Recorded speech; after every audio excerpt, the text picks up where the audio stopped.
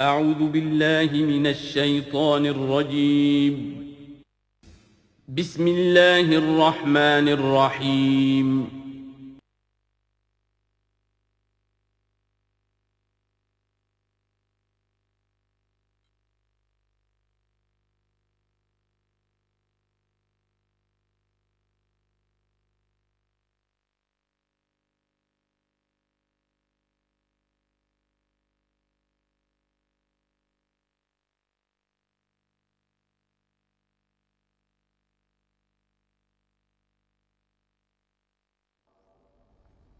الحمد للہ وکفا والصلاة والسلام علی عبادہ الذین اصطفیٰ خصوصاً علی افضلہم وخاتم النبیین محمد الامین وعلی آلہ وصحبہ اجمعین. اما بعد فقد قال اللہ تبارک وتعالی کما ورد فی سورۃ الزخرف: اعوذ باللہ من الشیطان الرجیم بسم اللہ الرحمن الرحیم. حامیم والکتاب المبین انا جعلناہ قرآنا عربیا لعلکم تعقلون وَإِنَّهُ فِي أُمِّ الْكِتَابِ لَدَيْنَا لَعَلِيٌّ حَكِيمٌ. وقال تبارک وتعالی کما ورد فی سورۃ الواقعہ: فلا اقسم بمواقع النجوم وإنه لقسم لو تعلمون عظیم انه لقرآن کریم فی کتاب مکنون لا یمسہ الا المطہرون تنزیل من رب العالمین. وقال عز وجل کما ورد فی آخر سورة الفجر: بل هو قرآن مجید فی لوح محفوظ. صدق اللہ العظیم. رب اشرح لی صدری ویسر لی امری واحلل عقدۃ من لسانی یفقہوا قولی. اللہم ربنا الہمنا رشدنا واعذنا من شرور انفسنا. اللہم ارنا الحق حقا وارزقنا اتباعہ وارنا الباطل باطلا وارزقنا اجتنابہ. اللہم ارحمنا بالقرآن العظیم واجعلہ لنا اماما ونورا وہدی ورحمہ. اللہم ذکرنا منہ ما نسینا وعلمنا منہ ما جہلنا وارزقنا تلاوتہ آناء اللیل وآناء النہار واجعلہ لنا حجتا یا رب العالمین آمین. تعارف قرآن کے ضمن میں سب سے پہلی بات جو سمجھنے کی ہے وہ یہ کہ قرآن مجید کے بارے میں ہمارا اجمالی عقیدہ کیا ہے. یہ 3 جملوں پر مشتمل ہو سکتا ہے. ہمارے نزدیک قرآن اللہ کا کلام ہے جو محمد الرسول اللہ صلی اللہ علیہ وسلم پر نازل ہوا. اور تیسرے یہ کہ یہ مکمل محفوظ شکل میں موجود ہے بنوعاً، اس میں نہ کوئی تحریف ہوئی ہے نہ کوئی تبدیلی ہوئی ہے. یہ کم سے کم 3 اجزاء ہیں ہمارے عقیدے کے قرآن مجید کے بارے میں. لیکن اب اس کی کچھ علمی توضیحات. سب سے پہلے یہ کہ کلام ہونا، اس کا اللہ کا کلام ہونا، اس لیے کہ آپ کے علم میں ہے کہ تورات جو حضرت موسیٰ علیہ السلام کو دی گئی تھی وہ لکھی ہوئی شکل میں پتھر کی تختیوں پر لکھی ہوئی صورت میں دی گئی تھی، اور قرآن مجید کی تنزیل جو محمد الرسول اللہ صلی اللہ علیہ وسلم پر ہوئی ہے وہ ایک مختلف صورت میں ہوئی ہے. اس کو قرآن مجید خود اللہ کا کلام قرار دیتا ہے. چنانچہ سورہ توبہ کی آیت ہے، آیت نمبر 6: وَإِنْ أَحَدٌ مِّنَ الْمُشْرِكِينَ اسْتَجَارَكَ فَأَجِرْهُ حَتَّى يَسْمَعَ كَلَامَ اللَّهِ ثُمَّ أَبْلِغْهُ مَأْمَنَهُ. جب ہجرت کے 9ویں سال آخری وارننگ دی گئی تھی مشرکین عرب کو کہ اب صرف تمہیں چند مہینے کی مہلت دی جا رہی ہے، اس دوران میں آخری فیصلہ کر لو اسلام قبول کرنا ہے یا نہیں، اس لیے کہ اس کے بعد مشرکین عرب کے لیے کوئی رعایت نہیں ہوگی، جو لوگ اسلام قبول نہیں کریں گے انہیں تہہ تیغ کر دیا جائے گا۔ فَإِذَا انْسَلَخَ الْأَشْهُرُ الْحُرُمُ فَاقْتُلُوا الْمُشْرِكِينَ حَيْثُ وَجَدتُّمُوهُمْ، جب یہ مہلت ختم ہو جائے تو ان مشرکین کا قتل عام کرو۔ اس کی وضاحت پھر جب سورہ توبہ ہم پڑھیں گے تو اس وقت ہوگی، اس وقت یقیناً ذہن میں کچھ اشکالات آئیں گے، لیکن اس وقت اس ضمن میں تفصیلی بحث کا موقع نہیں۔ اب اس میں ایک استثناء رکھا گیا کہ ایک مشرک ہے، وہ چاہتا ہے کہ اتنا بڑا چیلنج جو ہمیں دے دیا گیا تو ہمیں موقع دیا جائے کہ ہم آئیں، آپ کے پاس بیٹھیں، کچھ دن رہیں، اللہ کا کلام سنیں، آپ کیا بات منوانا چاہتے ہیں، اس کے لیے کیا دلائل ہیں، اس کو اچھی طرح سمجھیں، اس کا ہمیں موقع ہونا چاہیے۔ اس کے لیے یہ آیت نازل ہوئی کہ وَإِنْ أَحَدٌ مِّنَ الْمُشْرِكِينَ اسْتَجَارَكَ، اے نبی اگر ان مشرکین میں سے کوئی شخص آپ سے پناہ طلب کرے فَأَجِرْهُ، اسے پناہ دیجئے، حَتَّى يَسْمَعَ كَلَامَ اللَّهِ، یہاں تک کہ وہ اللہ کا کلام سن لے، ثُمَّ أَبْلِغْهُ مَأْمَنًا، پھر یہ بھی نہیں کہ اسی وقت اسے کہا جائے کہ تم مانتے ہو یا نہیں مانتے، نہیں، پھر اسے اس کے امن کے مقام پر پہنچا دو۔ یہ جو آیت ہے اس میں لفظ کلیئر آ گیا کہ قرآن مجید اللہ کا کلام ہے، لیکن اب اسی تل کے اوٹ میں پہاڑ والا مسئلہ ہے، ٹپ آف آئس برگ، اس کے نیچے وہ کتنا بڑا تودہ ہوتا ہے۔ کلام جو ہے اللہ تعالیٰ کی صفت ہے، اور یہ بڑا مسئلہ گہرا ہے، اور علم کلام کا ایک بڑا پیچیدہ مسئلہ ہے کہ ذات باری تعالیٰ اور اس کی صفات کے مابین کیا ربط و تعلق ہے۔ آیا صفات ذات کا جز ہیں، جزو لا ینفک ہیں، حصہ ہے، یا کچھ زائد بر ذات ہے، جس کو علامہ اقبال نے ایک جگہ کہا ہے صفات ذات حق، حق سے جدا یا عین ذات۔ یہ ہمارے علم کلام کا ایک بڑا پیچیدہ مسئلہ ہے، لیکن یہ کہ اس میں متکلمین کا جو تقریباً اجماعی فیصلہ ہے وہ دو لفظوں میں آتا، لا عین ولا غیر۔ اللہ کی صفات نہ تو اس کی ذات کا عین ہے نہ اس کی ذات سے غیر ہے، بہت پیچیدہ شکل ہے، اور یہ بھی اس وقت کا میرا موضوع نہیں ہے، میں صرف کسی اور موضوع کے لیے صرف حوالے دے رہا ہوں۔ بہرحال قرآن مجید کا جو تعلق ہے ذات باری تعالیٰ کے ساتھ، وہ اس مسئلے سے بخوبی واضح ہو جاتا ہے کہ چونکہ یہ اللہ تعالیٰ کی صفت ہے، اور صفت کو ہم یہ نہیں کہہ سکتے کہ وہ ذات باری تعالیٰ سے جدا ہے، یہ بھی نہیں کہہ سکتے کہ اس کی ذات کا جزو لا ینفک ہے، کچھ اسی طرح کا تعلق ہے قرآن مجید کا ذات باری تعالیٰ کے ساتھ۔ لیکن یہ مسئلہ قرآن مجید میں خود بیان ہوا،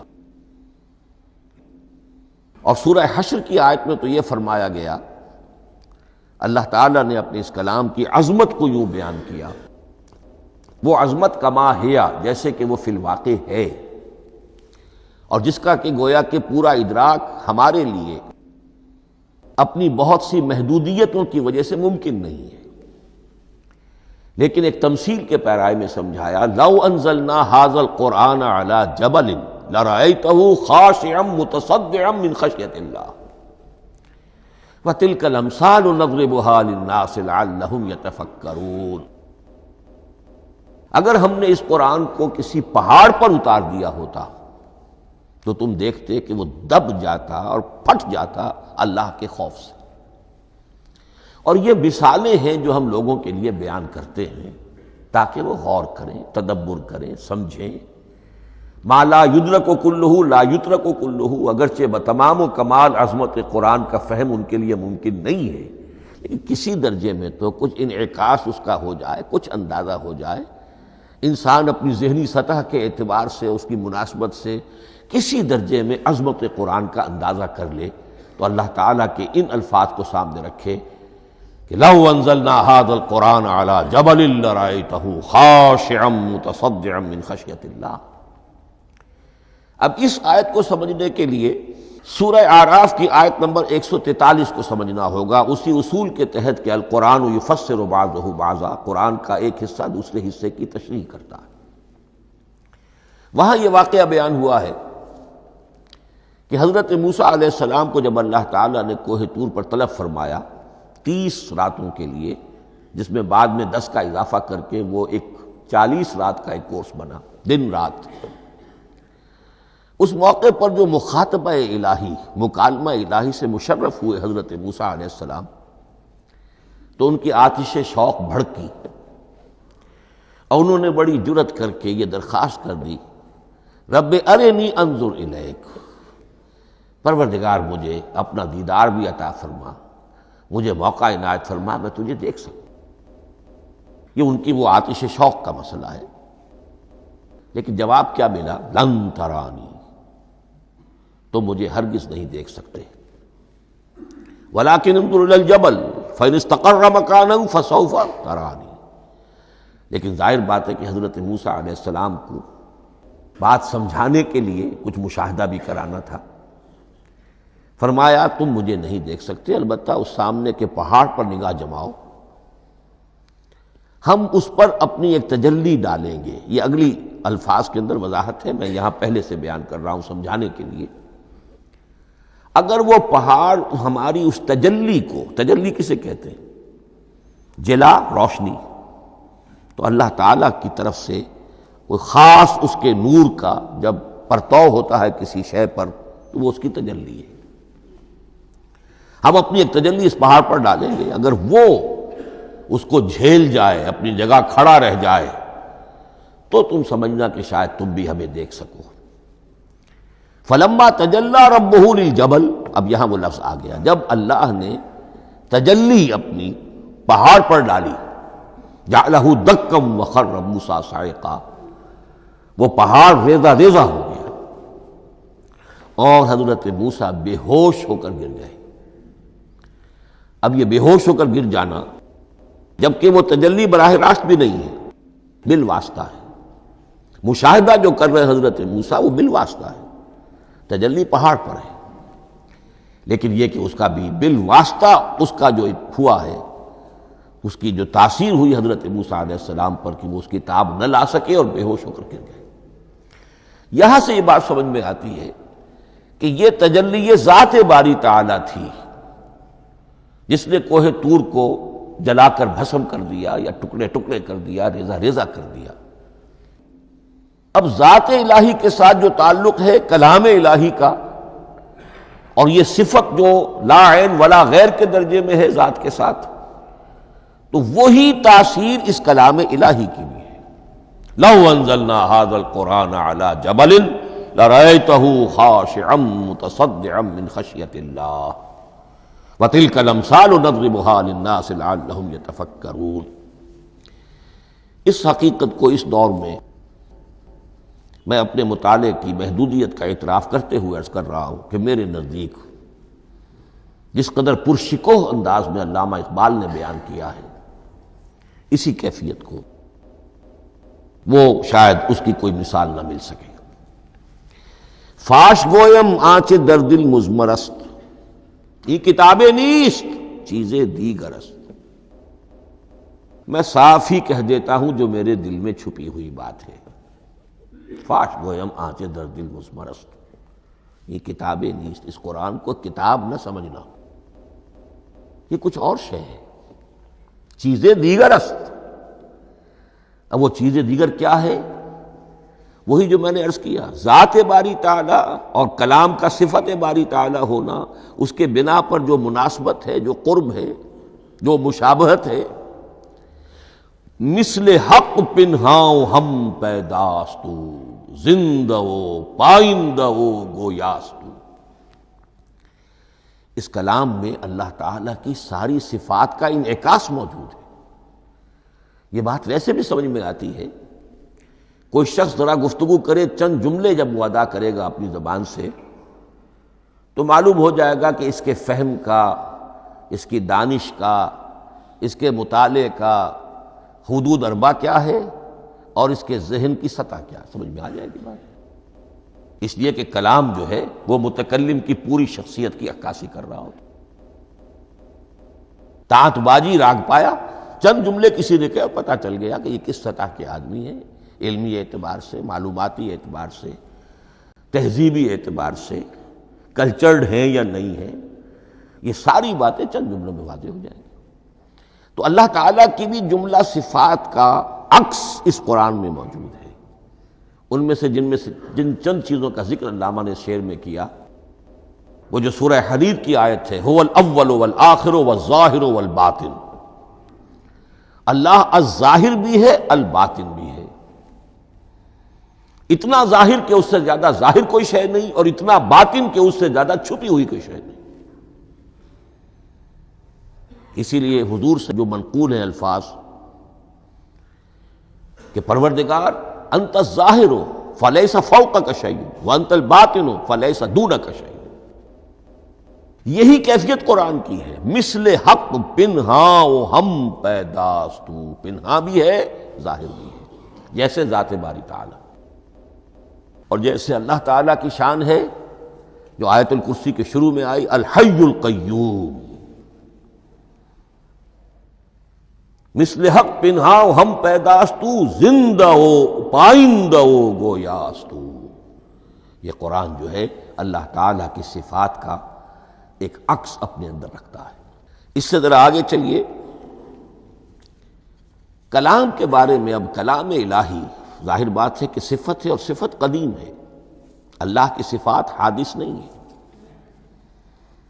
اللہ کی ذات بھی قدیم ہمیشہ سے ہے، اور اس کی صفات بھی قدیم ہمیشہ سے.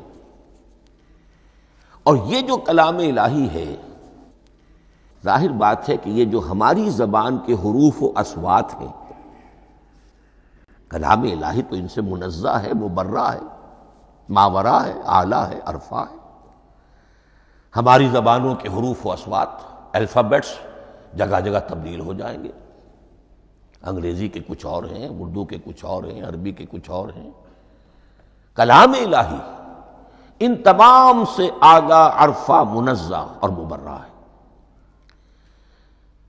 یہ کلام الہی جب بھی نازل ہوا ہے، ظاہر بات ہے حضرت موسیٰ پر اگر کتاب اتاری گئی وہ بھی علم الہی سے آئی، لیکن وہ عبرانی زبان میں آئی.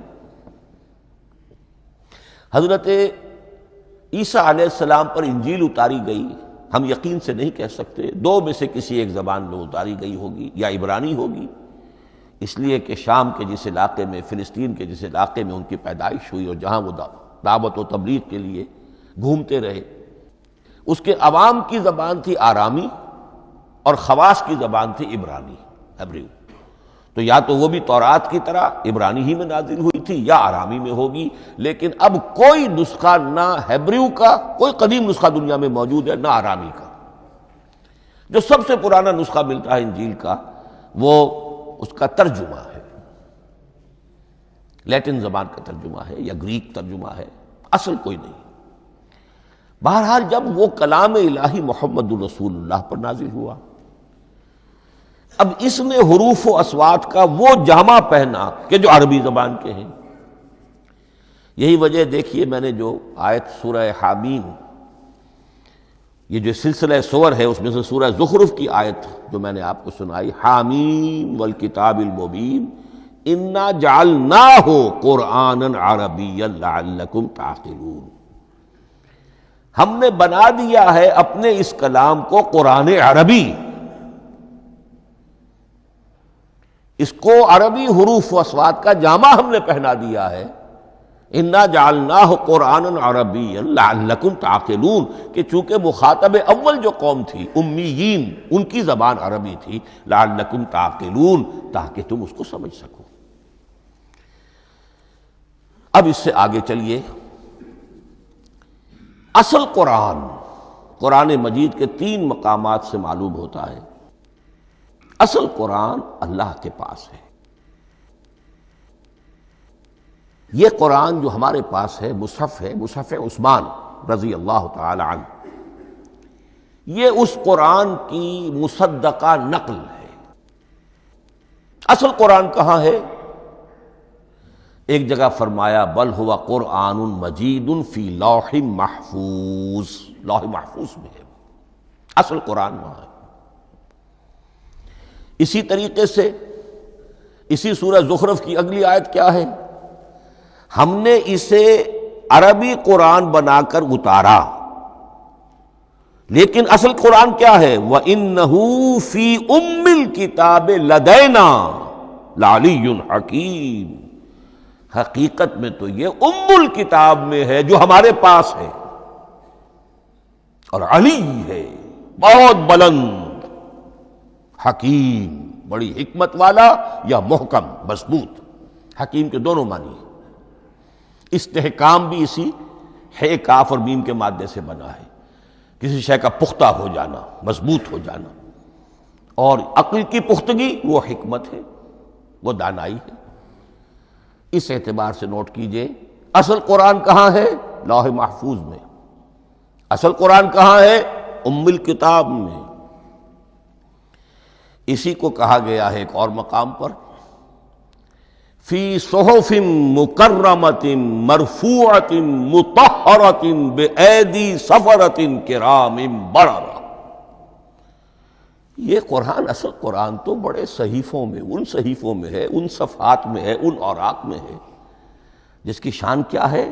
مکرمۃ، ان کی انتہائی تعظیم کی جاتی ہے، مطہرۃ، نہایت پاک صحیفے، فی صحف مکرمۃ مرفوعۃ، بلند و بالا، مطہرۃ بِأَيْدِي سَفَرَةٍ كِرَامٍ بَرَرَةٍ، ان فرشتوں کے ہاتھ میں جو بہت باعزت، بہت اونچے درجے کے، ان کے ہاتھوں میں ہے۔ وہ لوگ ہیں کہ جن کی تحویل میں ہے یہ کلام پاک، فی صحف مکرمۃ مرفوعۃ مطہرۃ بِأَيْدِي سَفَرَةٍ كِرَامٍ بَرَرَةٍ۔ اب اسی کو بیان کیا ہے سورہ واقعہ میں، فلا اقسم بمواقع النجوم، تو نہیں، میں قسم کھاتا ہوں ستاروں کے ڈوبنے کی جگہ کی۔ وَإِنَّهُ لَوْ تَعْلَمُونَ لَقَسَمٌ عَظِيمٌ، وَإِنَّهُ لَقَسَمٌ لَوْ تَعْلَمُونَ عَظِيمٌ، اور اگر تم جان سکتے تو یہ بہت بڑی قسم ہے جو ہم نے کھائی ہے، بہت بڑی گواہی ہے جو ہم نے پیش کی ہے۔ اب تدریجاً اس کا انکشاف ہو رہا ہے۔ یا آج جو تصور ہے بلیک ہولز کا، اس سے کچھ اندازہ ہوتا ہے یہ ستارے کہاں ڈوب جاتے ہیں، بڑے بڑے ستارے نسیم منسیہ ہو جاتے ہیں، ستارے نہیں، پوری گیلیکسیز اس میں گم ہو جاتے ہیں، وہ مقبرے ہیں بڑی بڑی گیلیکسیز کے۔ فلا اقسم بمواقع النجوم وانه لقسم لو تعلمون عظیم انه لقرآن کریم، یہ قرآن ہے بہت باعزت، فی کتاب مکنون، اور یہ اس کتاب میں جو چھپی ہوئی ہے۔ یہ لؤلؤ مکنون کا لفظ آتا ہے قرآن مجید میں، جیسے موتی ہوتے ہیں انہیں چھپا کر رکھا جاتا ہے ڈبیوں میں، مخملی ڈبیوں کے اندر موتیوں کو، اسی طریقے سے فی کتاب مکنون، لا یمسہ الا المطہرون، وہ صحیفے بھی بہت مطہرہ تھے اور ان کو چھو نہیں سکتے مگر وہی جو انتہائی پاک ہیں، ملائکہ مقربین، جن کے قریب سے بھی ہو کر معصیت یا گناہ کا کوئی تصور تک نہیں گزر سکتا، وہ ہیں جو اس کو چھوتے ہیں، ان کے ہاتھوں میں ہے، ان کی تحویل میں ہے۔ یہ ہے وہ چیزیں کہ جس سے اندازہ ہوا کہ اصل قرآن کہاں ہے۔ یہ جو ہمارے پاس ہے در حقیقت یہ نقل مطابق اصل ہے، مصدقہ نقل ہے۔ اب اس میں آپ سے عرض کر دوں کہ ایک بہت خوبصورت بات ہمیں جو ملتی ہے، تورات میں جو استثناء، جو صفر استثناء ہے، ڈیوٹرانومی، اس کے 18ویں باب میں 18ویں اور 19ویں آیات جو ہیں اس میں ذکر موجود ہے، میں ان کے لیے انہی کے بھائیوں میں سے تیری مانند ایک نبی برپا کروں گا۔ اللہ تعالیٰ کلام فرما رہے ہیں یہاں حضرت موسیٰ علیہ السلام سے، آج بھی موجود ہے، اولڈ ٹیسٹمنٹ، ڈیوٹرانومی، یا کتاب استثناء سفر استثناء اس کا 18واں باب، اس کی 18ویں اور 19ویں آیات، جب چاہیں جا کر دیکھ لیں۔ میں ان کے لیے ان کے بھائیوں ہی میں سے تیری مانند ایک رسول اٹھاؤں گا، میں ان کے لیے انہی کے بھائیوں میں سے تیری مانند ایک نبی برپا کروں گا اور اپنا کلام اس کے منہ میں ڈالوں گا، اور جو کچھ میں اس سے کہوں گا وہی وہ ان سے کہے گا۔ یہ ہے جو پیشین گوئی ہے محمد الرسول اللہ صلی اللہ علیہ وسلم کی۔ اور یہاں وہ فرق واضح کر دیا گیا، اے موسیٰ تم سے تو یا تو ہم نے کلام کیا ہے یا تمہیں جو کتاب دی ہے وہ لکھی ہوئی دی ہے، لیکن جو نبی تیری ہی مانند میں برپا کروں گا۔ اب اس میں بھی نوٹ کرنے کی بات ہے کہ حضرت موسیٰ کے مشابہ نبی اکرم صلی اللہ علیہ وسلم کے سوا کوئی نبی نہیں۔ صاحب کتاب وہ بھی تھے، صاحب کتاب محمد بھی ہے، صاحب امت وہ بھی تھے، اور صاحب امت محمد رسول اللہ ہے تیری مانند۔ صاحب شریعت، حضرت عیسیٰ صاحب شریعت نہیں تھے، شریعت موسوی ہی کو نافذ کرنے کے لیے آئے تھے۔ ان کی حیثیت دین موسوی کے مجدد کی تھی، ویسے نبی تھے، اللہ کے فضل و کرم سے نبی تھے، اس میں کوئی شک نہیں، رسول تھے، لیکن یہ کہ ان کے کام کی نوعیت کیا تھی، اس لیے کہ کوئی نئی شریعت لے کر نہیں آئے۔ اب بھی انجیل میں الفاظ موجود ہیں، don't think I have come to destroy law, یہ موزائک لا جسے یہ کہتے ہیں، شریعت موسوی، وہ تم پر نافذ رہے گی، تم اس کی پابندی کرو گے، چونکہ صاحب شریعت رسول یا موسیٰ یا محمد صلی اللہ علیہ وسلم علیہ الصلوۃ والسلام۔ تو میں ان کے بھائیوں میں سے، اب بھائی کون ہوں گے؟ ظاہر بات ہے بنی اسرائیل، ان کے کزنز کون ہیں؟ بنی اسماعیل۔ بنی اسرائیلی تو جو بھی نبی ہے وہ انہی میں سے ہے، ان کے بھائیوں میں سے، تو بھائی تو ہوگا، ان کا کزن ہوگا، اب وہ کون ہے؟ بنی اسماعیل۔ تو ان کے بھائیوں میں سے گویا کہ غیر اسرائیلی جو ان کے قریب ترین قرابت دار ہوں گے وہ بنو اسماعیل ہیں۔ تیرے مانند صاحب شریعت نبی میں برپا کروں گا، لیکن اس پر جو میرا کلام اترے گا وہ کس شکل میں اترے گا؟ میں اپنا کلام اس کے منہ میں ڈالوں گا، اور پھر وہ جو کچھ کہے گا وہ وہی کہے گا جو میں نے کہا ہے۔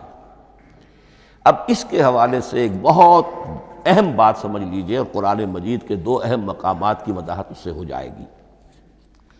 یہ کلام اللہ، قرآن مجید میں اس کو قول جبرائیل بھی کہا گیا ہے۔ کلام اللہ حضرت جبرائیل کے ذریعے سے جب ادا ہوا ہے تو قول جبرائیل ہے، اور پھر جب وہ محمد الرسول اللہ کی زبانی ادا ہوا تو قول رسول ہے، قول محمد ہے صلی اللہ علیہ وسلم۔ یہ قول اللہ بھی ہے، قول جبرائیل بھی ہے، اور قول محمد بھی ہے بیک وقت۔ یہ بات دیکھیے سورۃ تکویر، اذا الشمس کورت، انہ لقول رسول کریم ذی قوت عند ذی العرش مکین مطاع ثم امین وما صاحبکم بمجنون۔ یہ یہاں پر حضرت جبرائیل کا ذکر ہو رہا ہے۔ وما ہوا بقول شیطان الرجیم، محمد تک اس قرآن کو لانے والا تو وہ بلند پائے کا فرشتہ ہے، یہ کوئی شیطان رجیم نہیں ہے۔ اس لیے کہ مکے والوں نے کہہ دیا تھا ہو سکتا ہے کوئی بدروح آئی ہو محمد پر، اور اس بدروح نے کوئی الٹی سیدھی بات سکھا دی ہو، نہیں۔ انہ لقول رسول کریم، یہاں رسول کریم کون ہے؟ حضرت جبرائیل۔ انہ لقول رسول کریم ذی قوت عند ذی العرش مکین، بڑی قوت والا اور جس کا بڑا اونچا مقام اور مرتبہ ہے عرش والے کے قریب۔ ذی قوت عند ذی العرش مکین مطاع ثم امین، وہ فرشتوں کے مطاع ہیں، فرشتے ان کی اطاعت کرتے ہیں، فرشتوں کے سردار ہیں، اور پھر ساتھ ہی پورے امین ہیں، جبرائیل امین، یہ ہم لفظ استعمال کرتے ہیں۔ اور اس کے بعد آگے جا کے فرمایا وما ہوا بقول شیطان الرجیم، یہ کسی شیطان رجیم کا قول نہیں ہے۔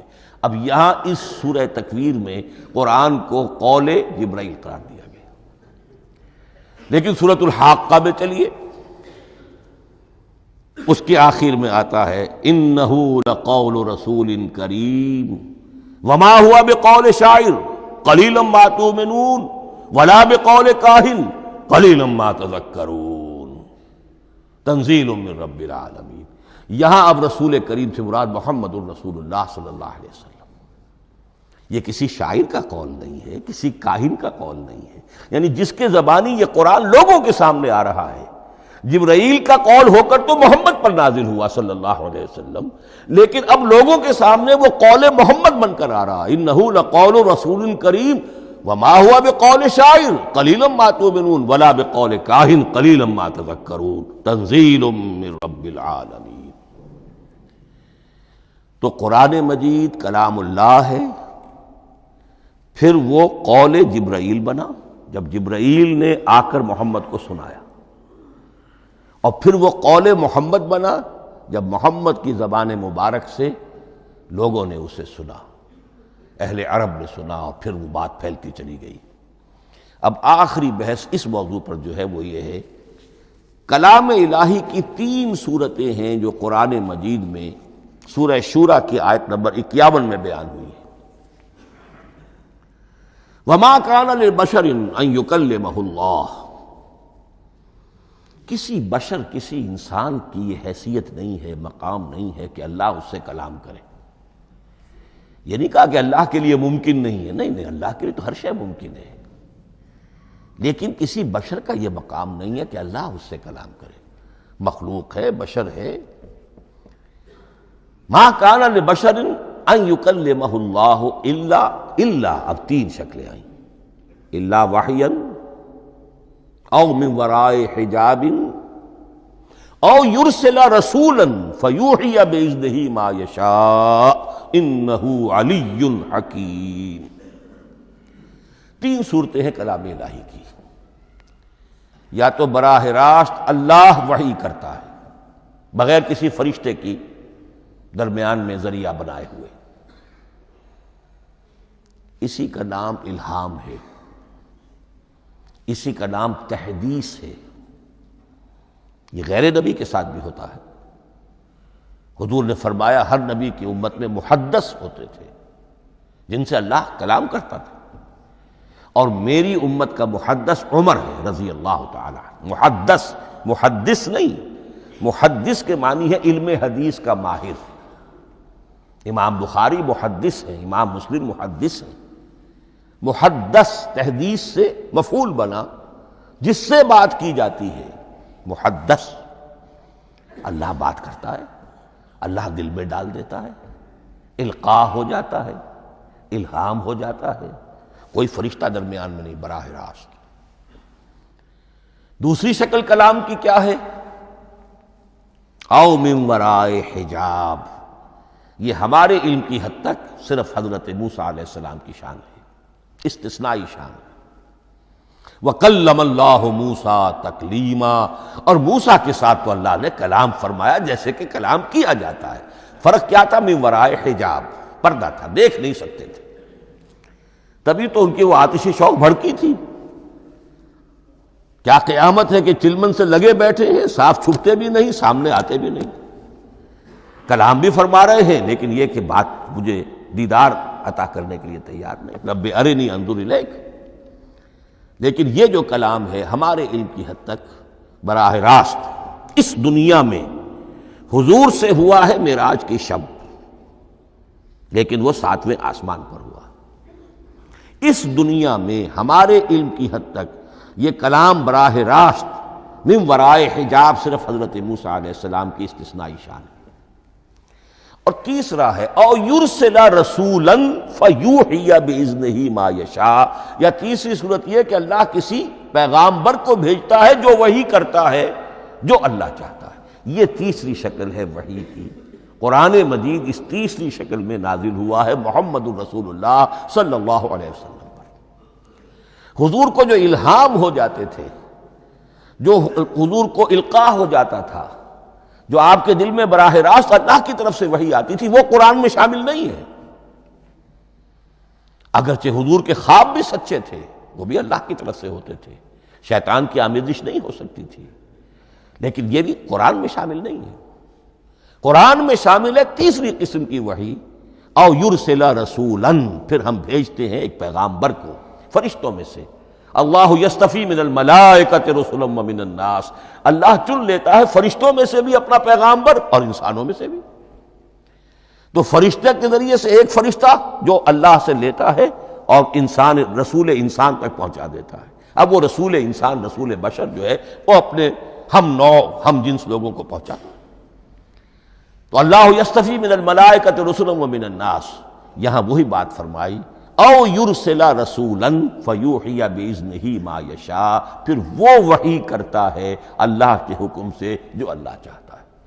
یہ کلام الہی کی یہ تیسری شکل ہے جو محمد الرسول اللہ صلی اللہ علیہ وسلم پر نازل ہوا، اور وہ ہے قرآن حکیم۔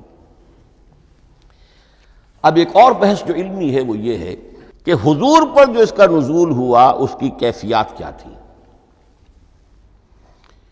دو الفاظ استعمال ہوتے ہیں، انزال بھی اور تنزیل بھی۔ ان دونوں میں فرق کیا ہے اس کو نوٹ کر لینا چاہیے۔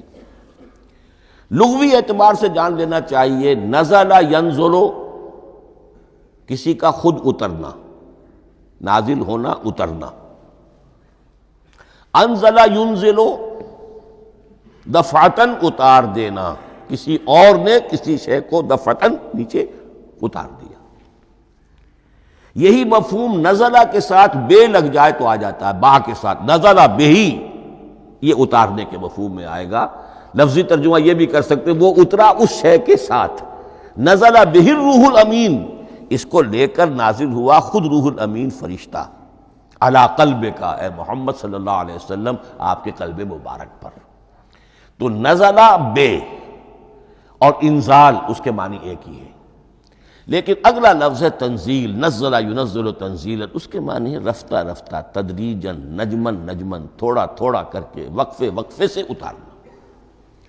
جیسے عربی میں اعلام کہیں گے کسی کو کچھ بتا دینا، باخبر کر دینا، مطلع کر دینا، بھائی مطلع کر دیا میں نے، اب تم جانو تمہارا کام، یہ اعلام کہلائے گا۔ تعلیم کسے کہتے ہیں؟ سکھانا، درجہ بدرجہ، دیکھنا اس کی استعداد کیا ہے، آج یہ کیا بات سمجھ سکتا ہے، میں اتنے ہی درجے تک سمجھاؤں، اب کل میں اسے مزید سمجھاؤں گا، پرسوں مزید سمجھاؤں گا۔ یہ درجہ بدرجہ کسی شے کو سمجھانا، یہ تعلیم ہے۔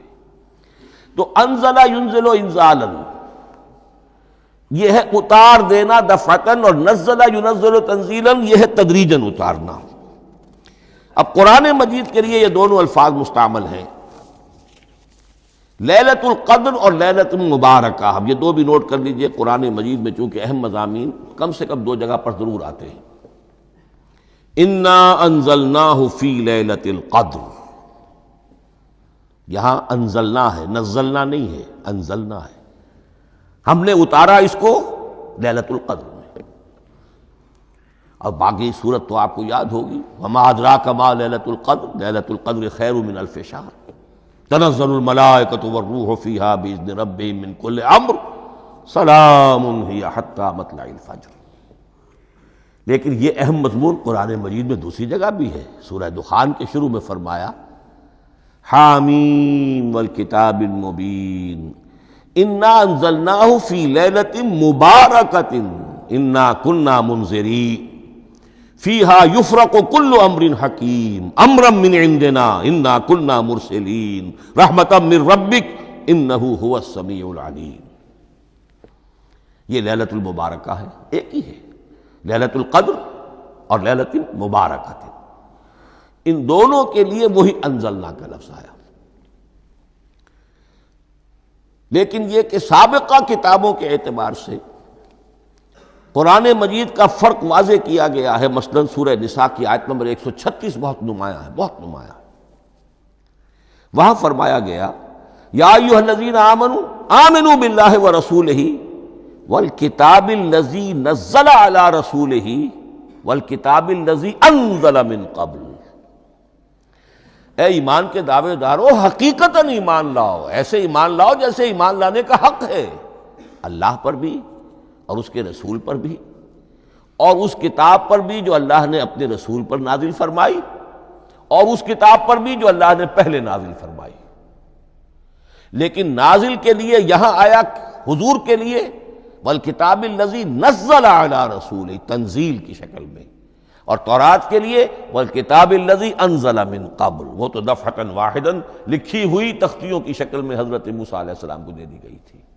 تو یا ایھا الذین آمنوا آمنوا باللہ ورسولہ والکتاب الذی نزل علی رسولہ والکتاب الذی انزل من قبل۔ یہ جو تنزیل ہوئی ہے حضور پر، یعنی لیلۃ القدر میں جو رمضان مبارک میں ہے، پورا قرآن لوح محفوظ سے، کتاب مکنون سے، ام الکتاب سے نقل کر کے اتار دیا گیا سمائے دنیا تک۔ پہلا آسمان جسے ہم کہتے ہیں سمائے دنیا، وہ آسمان جو قریب ترین ہے دنیا کے، وہاں سے اب یہ درجہ بدرجہ تھوڑا تھوڑا چند آیتیں، چند سورتیں، پھر آیتیں، پھر سورتیں، یہ نازل ہوا محمد الرسول اللہ صلی اللہ علیہ وسلم پر۔ گویا کہ پہلا مرحلہ انزال کا ہے، پورا قرآن لوح محفوظ یا کتاب مکنون یا ام الکتاب سے نقل کر کے اتار دیا گیا سمائے دنیا تک۔ یہ ہے انزل ینزل انزالا، انا انزلناہ فی لیلۃ القدر انا انزلناہ فی لیلۃ مبارکہ۔ لیکن محمد الرسول اللہ پر یہ نازل ہوا اب تھوڑا تھوڑا، نجمن نجمن، درجہ بدرجہ، تدریجن۔ یہ ہے تنزیل۔ اس تنزیل کی حکمت قرآن مجید میں بیان ہوئی ہے، اور اس اعتبار سے کہ اہل عرب نے، اہل مکہ نے اعتراض کیا تھا کہ یہ پورا قرآن کیوں نہیں محمد ایک ہی مرتبہ پیش کر دیتے صلی اللہ علیہ وسلم۔ اس میں جو چیز مضمر تھی وہ یہ تھی کہ چونکہ یہ حقیقت میں اللہ کا کلام نہیں ہے، یہ محمد کا اپنا کلام ہے، تو کوئی شاعر دنیا میں ایسا نہیں ہے جو ایک دم اپنا پورا دیوان دے دے۔ وہ تو ساری عمر میں تھوڑا تھوڑا، آج غزل کہی، کل قصیدہ کہا، پرسوں کچھ اور کہا، پھر وہ جمع ہوتا ہے تو وہ دیوان بنتا ہے۔ اسی طریقے سے تو یہ کر رہے ہیں۔ اگر یہ اللہ کا کلام ہوتا تو بیک وقت آ جاتا۔ یہ تو ذرا محنت کرتے ہیں، کچھ اس کے اندر اس کو اپنی محنت سے کوشش کر کے کچھ موضوع کرتے ہیں، کلمات، الفاظ، اور اس طریقے سے رفتہ رفتہ لے کر آ رہے ہیں۔ اس لیے ان کا اعتراض نقل ہوا ہے یہ وقال الذین کفروا لولا نزل علیہ القرآن جملۃ واحدۃ، انہوں نے کیوں نہیں اترا یہ قرآن پورا کا پورا ایک ہی بار؟ یہ اعتراض تھا۔ اس اعتراض کے جو جوابات دیے گئے ہیں وہ نوٹ کیجئے کہ لوگوں کے حق میں یہ مفید ہے، یہ پورے قرآن کا تحمل ایک وقت میں کر نہیں سکتے۔ یہ پورا قرآن تو ایک ہی مرتبہ اگر پہاڑ پر بھی اتار دیا جاتا تو وہ پھٹ جاتا، دب جاتا۔ وَقُرْآنًا فَرَقْنَاهُ لِتَقْرَأَهُ عَلَى النَّاسِ عَلَى مُكْثٍ وَنَزَّلْنَاهُ تَنزِيلًا، سورہ بنی اسرائیل آیت 106۔ یہ وہ قرآن ہے جس نے ہم نے جس کو ٹکڑے ٹکڑے کر کے، فرق نہ ہو، فرق توڑ دینا، تھوڑا تھوڑا کر کے ہم نے کر دیا، لِتَقْرَأَهُ عَلَى النَّاسِ عَلَى مُكْثٍ، تاکہ آپ اسے پڑھ کر سنائے لوگوں کو وقفے وقفے سے، تاکہ وہ سہار سکیں، سنبھال سکیں، برداشت کر سکیں۔ وَنَزَّلْنَاهُ تَنزِيلًا، اسی وجہ سے ہم نے اسے نازل کیا ہے بطرز تنزیل، بطرز انزال نہیں، بطرز تنزیل۔ وَقُرْآنًا فَرَقْنَاهُ لِتَقْرَأَهُ عَلَى النَّاسِ عَلَى مُكْثٍ وَنَزَّلْنَاهُ تَنزِيلًا۔ ایک حکمت تو ہو گئی عوام کے لیے، ایک حکمت خود رسول کے لیے صلی اللہ علیہ وسلم۔ كَذَلِكَ لِنُثَبِّتَ بِهِ فُؤَادَكَ وَرَتَّلْنَاهُ تَرْتِيلًا۔ اب ذرا نوٹ کیجئے، قلب محمدی کے لیے بھی اس پورے کلام کا ایک دم سہار آسان کام نہیں تھا۔ یہ اس لیے، یہ اسی سورہ الفرقان کی جو آیت کا میں نے ایک حصہ آپ کو سنا دیا تھا، اسی کے اندر اس کا جواب آیا ہے، اسی آیت میں، آیت نمبر 32 ہے یہ سورہ فرقان کی۔ وقال الذین کفروا لولا نزل علیہ القرآن جملۃ واحدۃ، یہ اعتراض ہے۔ جواب کیا ہے؟ کذالک لنثبت بہ فؤادک، ہم نے یہ اس لیے کیا ہے نبی کہ اس کے ذریعے سے آپ کے دل کو ٹھہراؤ اور جماؤ عطا کرے، یہ ایک دم اس کا اتر جانا۔ انا سنلقی علیک قولا ثقیلا، بڑا بھاری بوجھ ہے، ناقابل برداشت ہے، تاکہ رفتہ رفتہ آپ کا دل، اس کے اندر تقویت بڑھتی چلی جائے، اس کے اندر اور اس کا تحمل جو ہے اس کی صلاحیت بڑھتی چلی جائے۔ کذالک لنثبت بہ فؤادک ورتلناہ ترتیلا، اسی لیے ہم نے تھوڑا تھوڑا کر کے نازل کیا ہے۔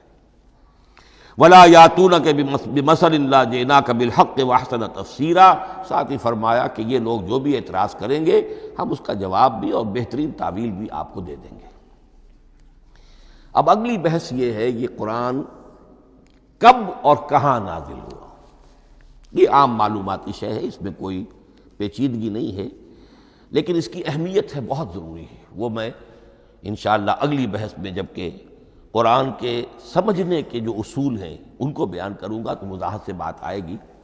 یہ کہ یہ عام معلوماتی ایک ہمارے ذہن میں خاکہ رہنا چاہیے، زمان و مکان کا کیا رشتہ ہے قرآن کے ساتھ۔ قرآن نازل کب ہوا؟ ہمارا چونکہ عام طور پر جو معمول ہے، ہم تو جو کرسچین ایرا ہے اس کے حوالے سے ہمارے ذہن کے اندر سارا حساب کتاب ہے، تو سن 610 عیسوی سے لے کر 632 عیسوی تک شمسی حساب سے 22 سالوں میں قرآن نازل ہوا ہے۔ 571 حضور کی ولادت کا سال ہے، 571 عیسوی۔ 610 میں آپ 39 سال کے ہوئے، لیکن قمری حساب سے 40 کے ہو چکے۔ 610 میں قرآن کی تنزیل شروع ہوئی اور 632 میں آپ کا انتقال ہوا۔ 22 برس زمانی اعتبار سے نقشہ ذہن میں رکھیے، اور اسے ہم اگر دوسرے حساب سے کہیں گے تو عام الفیل، وہ جو ابرہہ آیا تھا بیت اللہ کو ڈھانے کے لیے، وہ سال عربوں میں بہت مشہور ہو گیا تھا، اور وہی سال حضور کی ولادت کا ہے، تو عام الفیل ہی میں حضور کی ولادت ہوئی، لہذا 40 عام الفیل میں قرآن مجید کا نزول شروع ہوا، اور 11 ہجری تک یہ 23 برس بنتے ہیں قمری حساب سے۔ ایک رائے یہ بھی ہے کہ قرآن کا نزول 20 برس میں ہوا ہے، اور اس میں وضاحت یہ ہے کہ پہلے 3 سال اللہ تعالیٰ نے ایک فرشتے کو، حضرت اسرافیل علیہ السلام کو مامور کیا تھا حضور کی تعلیم پر۔ دنیاوی اعتبار سے حضور نے کوئی تعلیم حاصل نہیں کی، آپ امی تھے، آپ نے دنیاوی اعتبار سے کسی کے سامنے زانو تلمس طے نہیں کیا، کہیں کوئی تعلیم حاصل نہیں کی، کہیں کوئی تحصیل علم نہیں کی، لیکن اللہ تعالیٰ نے علمہ شدید القوا، اللہ تعالیٰ نے جو کچھ انہیں سکھایا ہے، جو علم انہیں عطا کیا ہے، تو ایک روایت یہ ہے کہ 3 برس تک، اور اس کے بعد پھر قرآن نازل ہونا شروع ہوا تو 20 برس تک قرآن نازل ہوا۔ لیکن وہ لوگ بھی مانتے ہیں کہ سورہ علق کی آیتیں نازل ہو چکی تھی، پھر 3 برس کا وقفہ ہے۔ سورہ علق کی آیتیں کیا ہے؟ جو پہلی وحی ہے، اقرأ بسم ربک الذی خلق، خلق الانسان من علق، اقرأ وربک الاکرم الذی علم بالقلم، علم الانسان ما لم یعلم۔ گویا کہ بسم اللہ ہو رہی ہے محمد الرسول اللہ صلی اللہ علیہ وسلم کی تعلیم کی، اور جن گھرانوں میں یہ رواج ابھی تک چل رہا ہو، بسم اللہ بچوں کی کراتے ہیں، ایک تقریب کی شکل میں منعقد کرتے ہیں، ہمارے ہاں یہ رواج تھا، اب ہم چھوڑ چکے ہیں، کہ جو تقریب بھی حضور کی اور صحابہ کی زندگیوں سے ثابت نہ ہو، ہمیں کوشش کرنی چاہیے کہ ان تقریبات کا سلسلہ منقطع کریں۔ ما انا علیہ واصحابی، ہماری تقریبات جو ہیں وہ بس وہیں تک محدود رہنی چاہیے۔ بہرحال وہ جو ایک چلتی ہے روایت، 4 سال 4 مہینے 4 دن کا بچہ یا بچی ہو تو بسم اللہ یہی آیتیں پڑھی جاتی ہیں۔ پڑھ تو نہیں سکتا، انگلی رکھ کر پڑھانے والا کوئی عالم دین بیٹھ جاتا ہے سامنے، وہ نہا دھو کر بچہ یا بچی بیٹھی ہوئی ہے، اور اس کو اقرأ بسم ربک الذی خلق، خلق الانسان من علق، اقرأ وربک الاکرم الذی علم بالقلم، علم الانسان ما لم یعلم۔ اب اس میں تو سارا پڑھنے پر زور ہے، حصول علم پر زور ہے، کسی تبلیغ کا حکم ہی نہیں، ابھی رسالت کا کوئی تذکرہ کچھ بھی نہیں، اس میں تو قیامت کا بھی کوئی ذکر نہیں۔ اب اس کے بعد روایت یہ ہے کہ 3 برس تک پھر حضرت اسرافیل دن رات حضور کے ساتھ رہے ہیں اور آپ کی تعلیم ہوئی ہے، اور پھر 3 برس کے بعد پھر وحی کا سلسلہ شروع ہوا ہے، واللہ عالم۔ لیکن یہ کہ جب سورہ اقرا نازل ہو چکی ہے اس کی 5 آیتیں، تو وہ 3 برس بھی اس کا وقفہ شمار ہوں گے، زمانہ نزول پھر وہی 23 برس رہے گا۔ اسی کے ساتھ میں نے عرض کیا تھا کہ دوسری بات یہ کہاں نازل ہوا قرآن۔ ایک لفظ میں تو یہ سمجھ لیجئے یہ حجاز میں نازل ہوا۔ حجاز جزیرہ نماء عرب کا ایک خاص حصہ ہے، پہاڑی سلسلہ، یوں سمجھ لیجئے، اس کو ذہن میں رکھیے۔ جزیرہ نماء عرب جو ہے وہ شمال سے جنوب کی طرف چوڑا ہوتا جاتا ہے، شمال میں شام اور عراق کی طرف جاتا ہے تو وہ تنگ ہے، پھر نیچے چوڑا ہو رہا ہے۔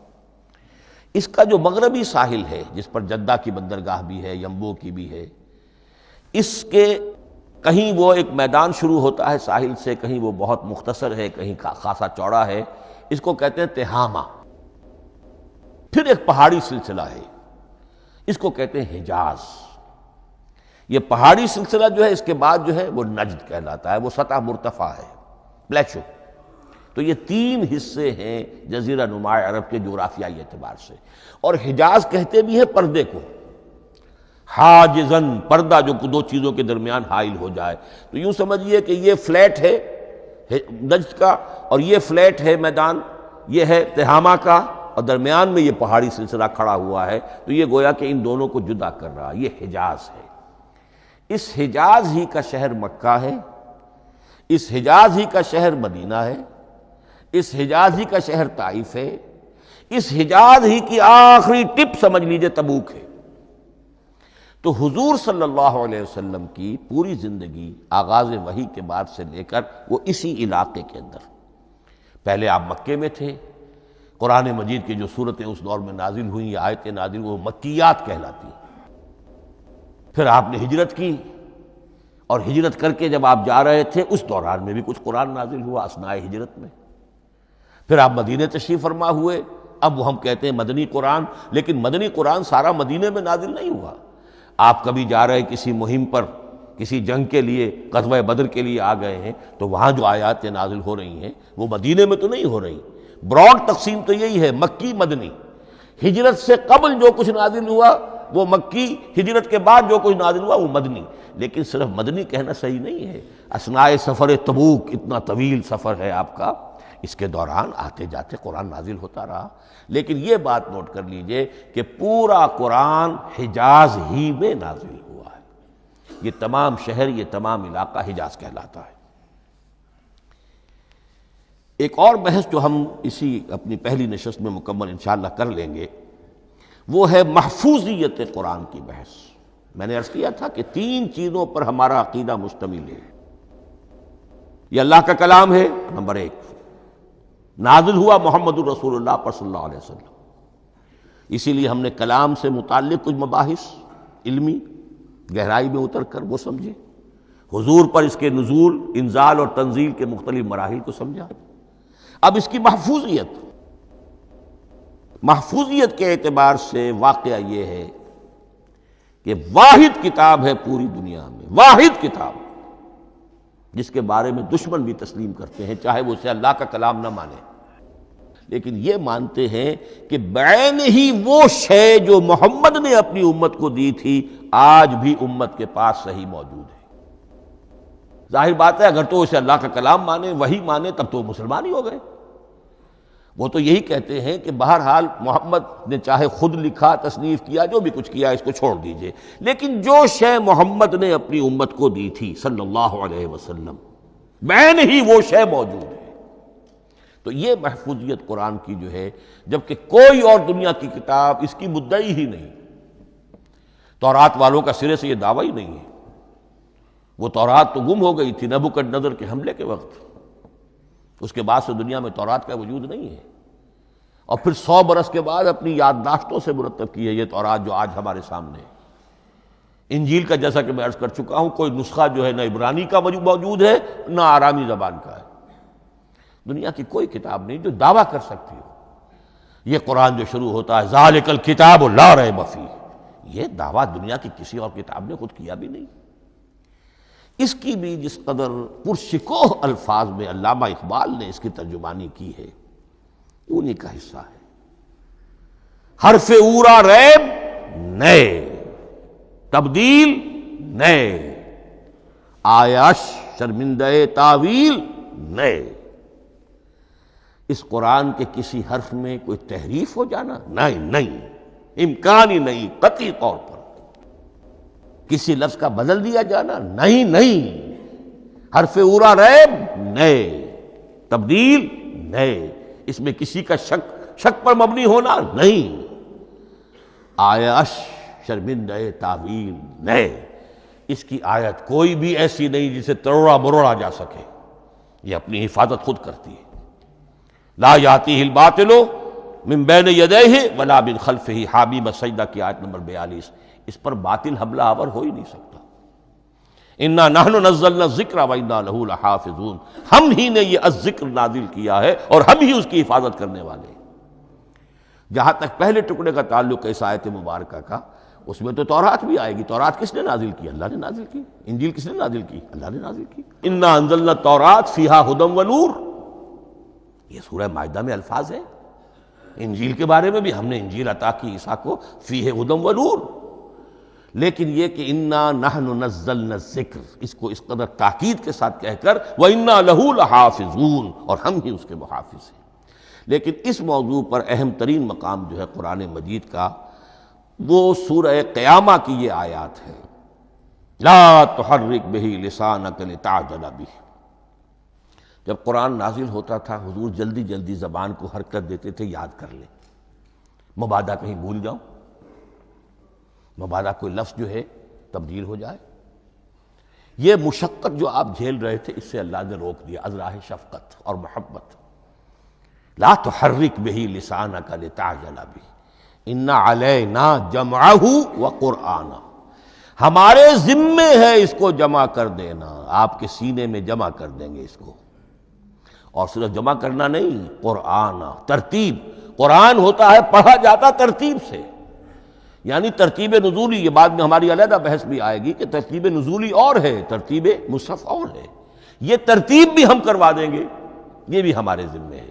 ان علینا جمعہ وقرآنہ فاذا قرأناہ فاتبع قرآنہ، پھر جب ہم جس ترتیب سے پھر آپ کو پڑھائیں اسی ترتیب کی پیروی کیجیے۔ یہ جو ہے کہ قرآن کا جمع اور تدوین، یہ بھی اللہ تعالیٰ نے اس کی ضمانت لی، اور اس کی ترتیب بھی اللہ تعالیٰ ہی کی ضمانت سے ہے۔ اس اعتبار سے محفوظیت قرآن کے یہ دونوں پہلو ہمارے سامنے رہنے چاہیے۔ بارک اللہ لی ولکم فی القرآن العظیم ونفعنی وإیاکم بالآیات والذکر الحکیم۔